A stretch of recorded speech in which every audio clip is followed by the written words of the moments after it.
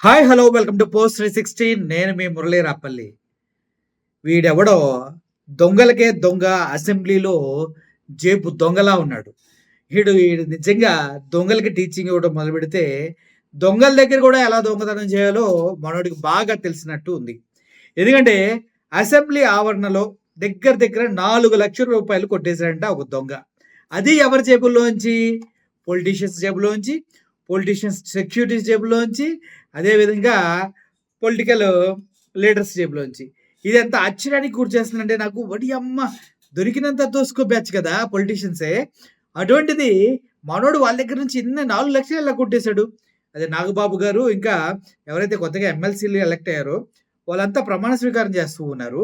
ఆ టైంలో చేతి వాటం సక్క చూయించాడంట గురువుడు. అసల మనెవరి గురించి చెప్పాలంటే నాకు భలే ఆశ్చర్యం వస్తుంది. ఎలా సాధ్యమైందిరా నాయన? అసెంబ్లీలో కూడా ఎళ్లి దొంగతనం చేయొచ్చా? ఫుల్ సెక్యూరిటీ, రాజకీయ నాయకుల సెక్యూరిటీ, సెక్యూరిటీ జేబులోంచి కూడా డబ్బులు కొట్టేసాడంటే వీడెవడో. వీడి గురించి చెప్పాలంటే అబ్బబ్బబ్బబ్బబ్బా! అసెంబ్లీ ఆవరణలో దొంగ చేతి వాటం. అబ్బబ్బబ్బబ్బా! టైటిలే అదిరిపోయింది కదా! నిన్న ఎమ్మెల్సీల ప్రమాణ స్వీకారం సందర్భంగా శాసనసభ ఆవరణంలో దొంగల చేతి వాటం ప్రదర్శించారు.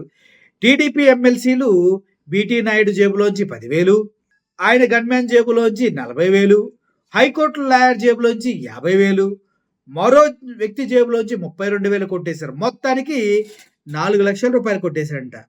రేయ్! నీకెంత ధైర్యం రా అసల? ఆ!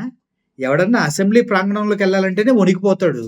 నువ్వు డైరెక్ట్‌గా వెళ్ళటమే కాకుండా సెక్యూరిటీ వాళ్ళ దగ్గర నుంచి, నాయకుల దగ్గర నుంచి, చివరికి లాయర్ దగ్గర నుంచి కూడా కొట్టేసావంటే అసలు నిన్నేమనుకోవాలిరా నాయనా?